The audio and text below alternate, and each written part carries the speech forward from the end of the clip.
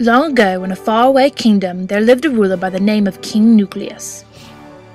This ruler was well known for strong character, primarily a high positive attraction. Due to this attractive force, she soon began to acquire followers. The first of these negatively charged members of the court were the electrons 1s1 and 1s2. These electrons filled the ruler's primary orbital and thus absorbed much of her positive energy. However, due to her great positive power, her empire expanded. It soon came to acquire a peasant-class orbital.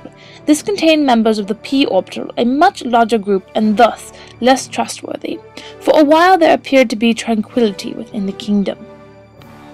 However, soon forces more electronegative than the king began to appear. With their greater positive forces, they slowly began to coerce members of the p orbital from the king's orbitals.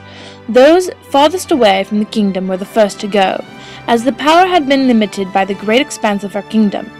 Nevertheless, as her peasant population began to diminish, she took greater and greater measures to exert her positive power to keep the electrons in their proper orbit. Unfortunately, the great electronegativity from the other forces continued to steal her electron minions.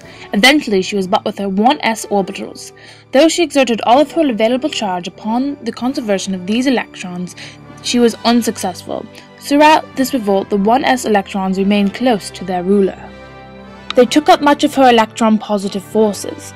As the electrons of the p orbital dwindled, more and more of her power went into conserving these minions.